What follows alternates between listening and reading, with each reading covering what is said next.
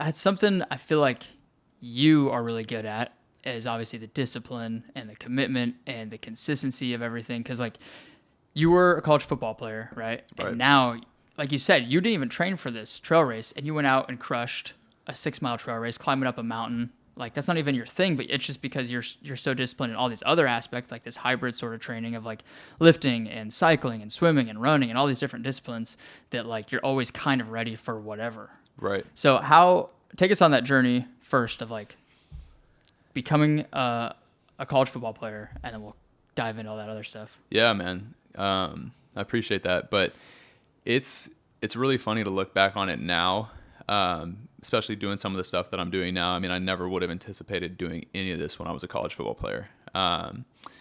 As far as that journey goes, yeah, so I grew up in Southlake, Texas, which is, you moved here how long ago? About a year and a half. A year and a half. So you may or may not recognize this already, but Texas is like high school football is a religion here.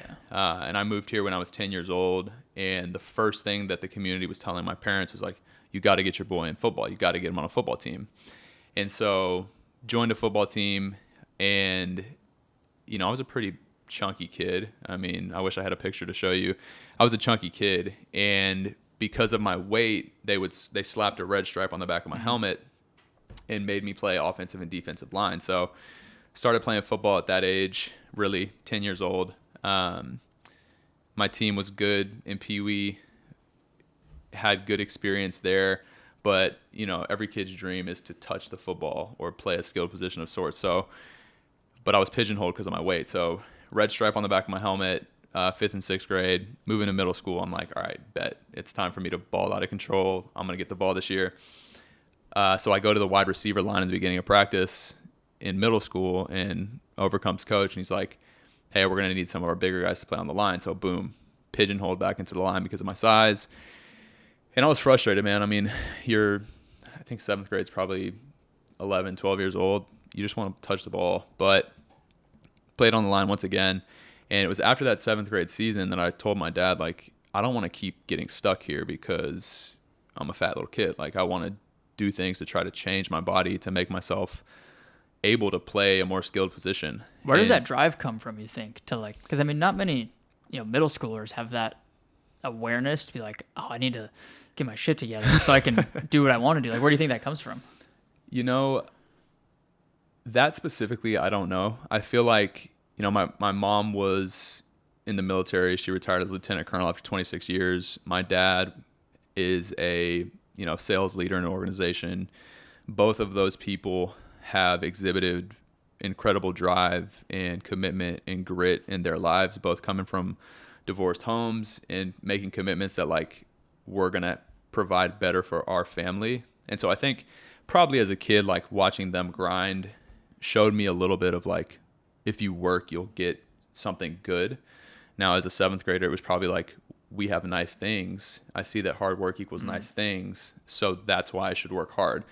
I think as I got older, and ultimately, if I think about like that specific conversation, it was probably something along the lines of, Dad, I don't want to keep playing on the line. This sucks.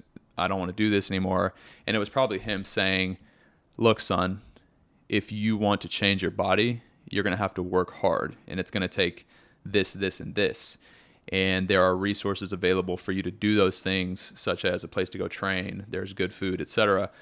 But it's going to take a tremendous amount of commitment, work ethic, accountability, doing things you don't want to do, and like doing things when you don't feel like doing them. It's going to take a lot of that. And I remember him saying, if you want this, your mother and I will give you those resources. But if you take this path, you're taking the path. And I really, I didn't want to play on the line anymore. So I started working out, training hard. And that's when my journey of, I think, becoming the disciplined, results-oriented, committed type of person that I am really begun, because I started to see, okay, if I go train at APE X days a week, if I don't eat 16 packs of Gushers before bed, if I don't do these things, and if I do have these inputs that are positive, then I can get a result that is the result that I desire. And so I really think that that's where the journey begun from a work ethic perspective. Dude, that's so rare to have parents to Dude. tell you that. Like, I feel like most parents, or maybe not all of them, but a lot of them would be like, "Oh, I'll go talk to the coach and see what we can do." Like, I hear that Right. like playing sports growing up. I would hear shit like that, and like instead telling you like if you want something, you're gonna have to work for it, and Yeah. like it's possible you can do it, but it's not gonna be easy, and we'll be here to help facilitate it for you. But like, if you want it, you're gonna have to do the work for it.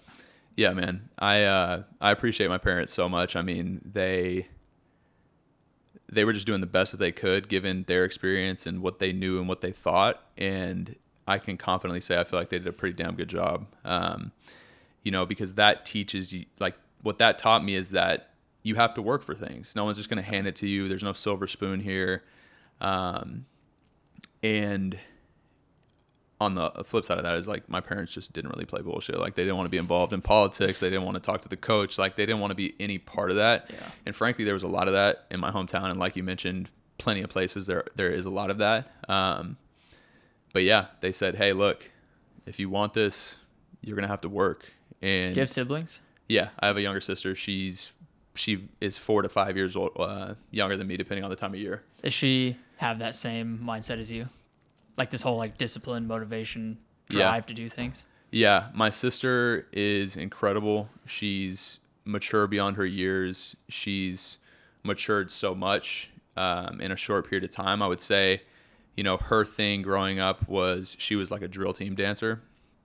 And growing up, I would say I was more of a morning person. She was not as much of a morning person, but she's the type of person that's similar to me. If there's an objective to be attained, if there's something that needs to get done, she's going to give it her best effort, and she's going to have the inputs necessary to have a good outcome in whatever it is. And man, I can't stress enough how just how strong she is. I mean, she inspires me in a lot of ways. That's cool, man. So Sounds yeah. like your parents did everything pretty much right from what I'm hearing.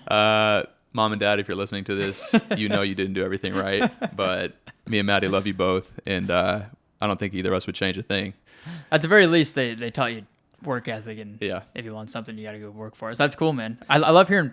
I think, little kids are such sponges, even up until like middle school, high school. Like those For are your sure. formative years, and I think if you don't have the right authoritative figures around you, the right like leaders and the right guidance, like whether it's your parents or coaches or even your friends, like that can affect the rest of your life, like those first 15, 20 years. And so I think it's just so interesting because it seems like most of the people that I know, like however they are now, most of it stems back to like that same time in their life. So it's so interesting to hear that. Have you ever been to therapy?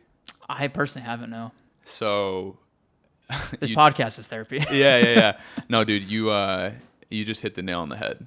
I went to a 3-day immersive therapy retreat where for 3 days in a row I was with a neuropsychologist, and from 9 a.m. to 5 p.m. we were in the trenches, just like dissecting my childhood, dissecting everything that I've experienced in order for me to like make sense of it all, understand the way I tick, understand my why I might be defensive about certain things, understand why I might be averse to doing other things. Like it was unbelievable. And what you just said is so true.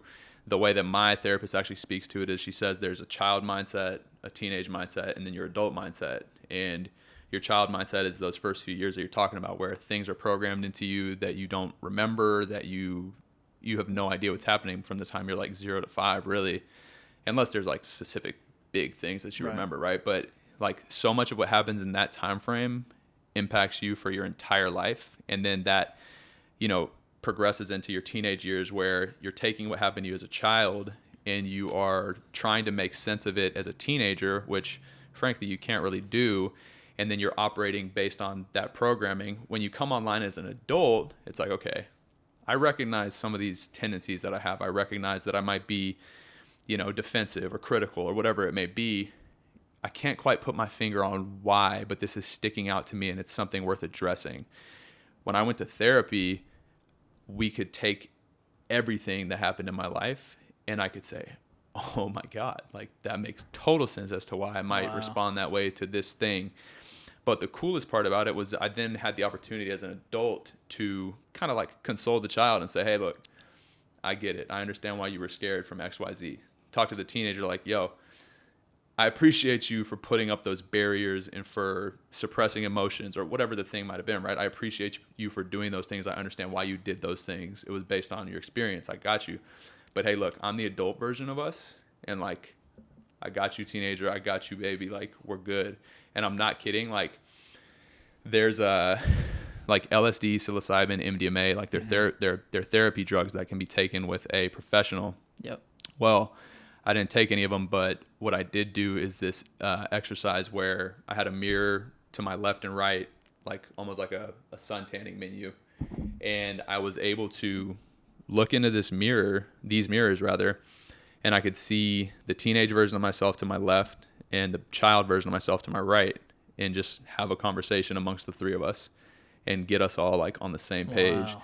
It was nuts. It was nuts, bro. Like nuts. That sounds nuts. Yeah. That's cool though. But you're spot on in saying that like these things that occur to us, beliefs, etc., like a lot of it happens when we're young. Dude, that's so interesting. And I like you brought up the like psychedelic stuff. I've watched like some of the documentaries on Netflix, read some of the books about like psychedelics, like you said, mushrooms, LSD, MDMA, all these different like plant derived substances, and how they can help people go through PTSD or depression or anxiety. And again, most of it comes from like maybe a specific traumatic event or a series of traumatic events, and it just like lives in their brain, and a lot of it's at the subconscious level, and so that's why it's so hard to try and figure out what it is or whatever. And so it's just so interesting. And I think that a lot of that, the turning factor is like the acceptance of it all. Yeah. Of like, okay, this happened to me, it's out of my control now, I can't do anything about it. Is that kind of like what the end goal with the therapy was like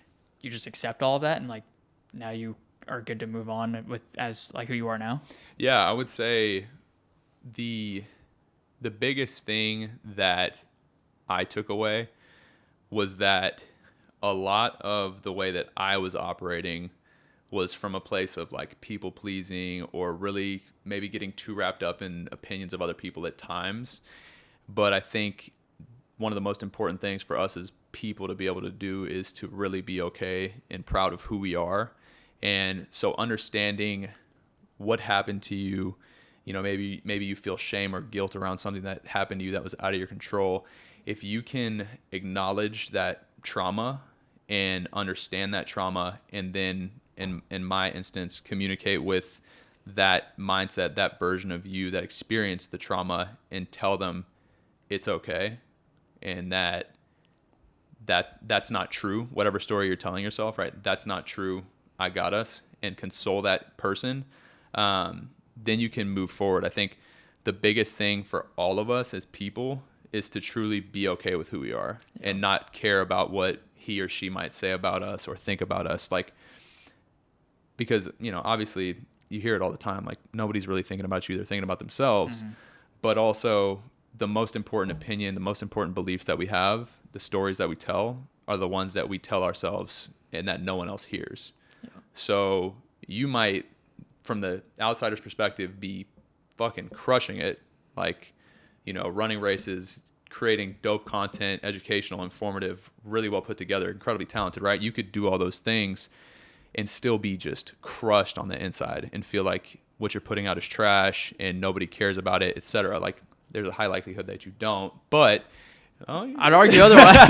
No, but you get my point. Like, if you're telling yourself these stories about yourself that are demeaning you, then like ultimately that's how you're going to operate, is based on your own opinion. So yeah, I just think coming out of there and being congruent and aligned, my child, teenager, and adult, I just have it gave me a completely different view on every situation that I'm in. Like, feeling like I'm totally in control of everything I'm doing because I don't need validation from somebody else, whether it be a parent or a friend or a coach or a teacher, which, you know, coming up in an athletic background, like everything you did was based on what coaches said, teachers said.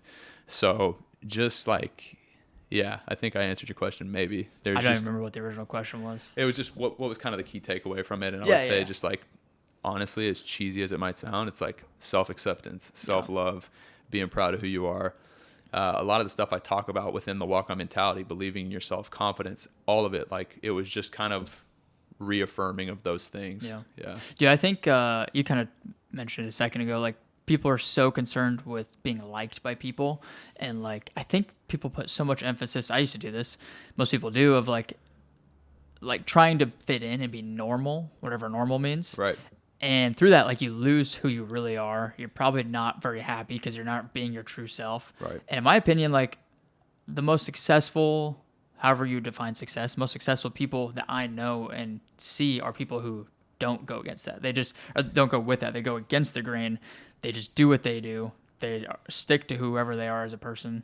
And like they are just different because everybody's different. And you don't want to be like somebody else. You don't want to try and fit in and be like everybody else because everybody's just so unique and different that like, why would you want to be like everybody else? Right. And so I think that's a good point.